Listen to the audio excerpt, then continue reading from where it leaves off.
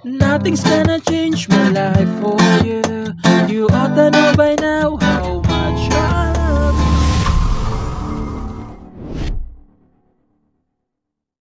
Hello mga ka-idol! So ngayon meron na naman akong ituturo sa inyong napakagandang kanta. So yung title pala nito ay yung Nothing's Gonna Change My Love For You. No? So napakaganda nito. So dito pala sa tutorial natin is gagawin natin siyang reggae version. Okay, so reggae version yung ituturo natin. Nga pala mga idol, no, sa pre-chorus mamaya, so antayin nyo lang dun sa pre-chorus kasi may ituturo ko dong reggae na doon ko na lang ituturo para hindi kayo malito. Okay? So, dito muna tayo sa reggae. So, yung reggae pattern natin is ganito. Okay? So, ganito siya. Mag-bass muna kayo nakasama yung string, bass. Tapos, strum pababa. Tapos, bass ulit. Tapos, tap na sa string. Strum down ulit. Okay? So, ulitin ko. Bass nakasama yung string. Strum down. Bass ulit, pero wala nang string nakasama. Tap. Strum down. Okay? So, ganito siya. Paparinig ko sa inyo yung tunog, no? So, ganito siya kapag mabagal. Okay? Ganon siya. Ulitin ko. Okay? So, ganon siya, no? So, ganon siya. Kada chords, isang beses nyo lang gagawin. Okay? Kada chords, isang beses lang. Okay? So, ulitin ko para at least hindi talaga kayo malito. Kada chords, ganito lang. Lilipat na kaagad. Okay? So, ulitin ko, sa pre-chorus mamaya, may ituturo ako doong ibang reggae kasi may isang chords doon mamaya na ipapaliwanag ko kung bakit mayroong ganun. Okay? So, ngayon, proceed muna tayo dito sa kanyang whole verse. So, yung whole verse dyan is C. Ayan, so yung C, 3rd fret nakabar. Sa 5th fret, 2nd string, 3rd tsaka 4th. Okay, ayan, C. Sunod is G. So, yung G, 3rd fret pa rin. Sa 4th fret, 3rd string. Sa 5th fret, 5th tsaka 4th string. Ayan, G. Tapos pupunta kayo ng A minor. So, yung A minor, nasa 5th fret yan nakabar. Okay? 5th fret yan nakabar. Sa 7th fret, 5th tsaka 4th string lang. Ayan yung A minor. Tapos pupunta kayo ng E minor. So, yung E minor, ito siya. So, yung E minor, sa 7th fret naman yan. Okay? 1, 2, 3, 4, 5, 6, 7.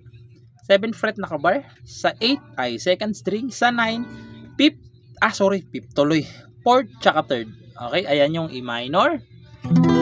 Tapos pupunta kayo ng F. So yung F na gagamitin natin is dito. Okay? Para alam nung lahat. Ayan. So yung F, 1st fret nakabar.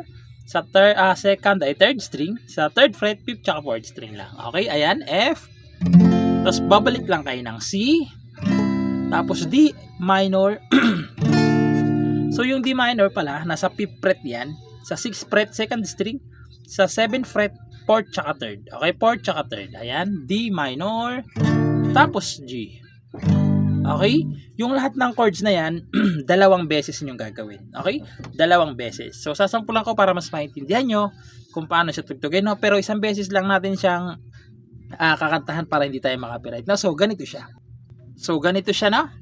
If I had to live without you near me, the days would all be empty. The light seems so long. Tapos, isa pa. Okay? Kasi dalawang beses nyong gagawin yung lahat ng chords na yan. Pero isa lang ng beses lang natin kakatahan. Baka ma-copyright pa tayo. Okay? So, babalik lang. Uulitin nyo lang ulit yan. Kasi pangalawang version. Na na na na na la na na na na na. So, uulitin nyo lang ulit yan. Okay? Kasi 2 times nga yung lahat ng chords na yan sa verse. Okay? Pagkatapos ng 2 times, pupunta na kayo dun sa pre-chorus. Okay? So, dun sa part na our dreams are young and we both know. So, doon ko na rin ituturo yung isang reggae. Okay? So, ngayon, proceed na tayo sa kanyang pre-chorus. So, yung pre-chorus niya dyan mga ka-idol, no? So, hindi na natin ituturo yung ibang naturo na natin na chords, no? Tsaka pala, kung mapapansin nyo, may asterisk na yung isang chords dyan, yung G. Okay? So, yung asterisk na yan, yung gagawin yung reggae dyan is ganito. Okay? So, reggae muna tayo nung may asterisk. So, ganito, bass. Strum down. Tap sa string. Strum down. Dalawang beses nyong gagawin dyan sa G lang na may asterisk. Okay? So, papaano ko? Pag may asterisk na G, sa G na may asterisk pala, ganito siya. Isa pa. tsaka na kayo lilipat. Okay? Kasi dyan sa dulong G, papasok yung chorus, no? So, ngayon yung chords dyan is F, C, B flat. So, yung B flat, first fret lang naman yan nakabar. Sa third fret, second, third, fourth string. Okay? B flat. Tapos, babalik kayo ng F, D minor, C, F, G na may asterisk na. Okay? So, yung asterisk na yan, nandiyan naman yung reggae pattern niya, no? Para hindi kayo malito. So, ganito naman siya sa pre-chorus para mas maintindihan yung tunog niya, no? So, ganito siya. Our dreams are young and we both know they'll take us when we want to go. Hold me now, touch me now, I don't want to live without you. Chorus. Nothing's gonna change my life for you. Papasok na yung chorus. Okay? So, yun, no? So, naintindihan nyo naman siguro yung asterisk dyan sa G, no? So, yung reggae natin dyan.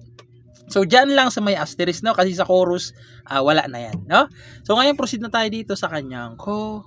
So, yung chorus dyan, mga ka-idol, is C, G, F, E7. So, yung E7, gagawin na lang natin siyang E.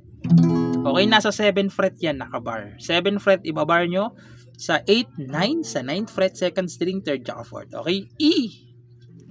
E7 yung nakalagay dyan, pero E na lang yung gagamitin natin na chords para hindi kayo mahirapan. Okay, ayan, E. E7. Tapos pupunta kayo ng A minor, D. So, ayan, yung D pala mga ka-idol, hindi ko pa naturo. So, yung D, nasa 5th fret lang yan nakabar. Sa 7th fret, 2nd, 3rd, 4th string lang. Okay, ayan, D. Tapos babalik na kayo ng F. Tapos G. Okay? Yung lahat ng chords ng chorus, dalawang beses nyo naman silang gagawin. Okay? 2 times. So, ganito naman siya kapag kinantahan sa chorus para mas maintindihan nyo, no? So, ganito siya. Nothing's gonna change my life for you. You ought to know by now how much I love you. The one thing you can't be sure of, I'll never ask for more. Isa pa? Nothing's gonna change my life for you. You ought to know by now how much I love you.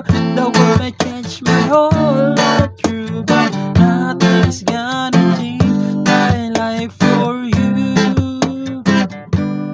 Pagkatapos, instrumental. Okay, so yung instrumental niya, C, G, A minor, F. Yan yung instrumental. Okay? Pagkatapos ng instrumental, babalik na naman kayo doon sa kanyang mga verse, tas chorus ulit. Okay? So, yun lang. Sana naiintindihan nyo at nagustuhan nyo. At syempre, good luck sa bago nyong matututunan.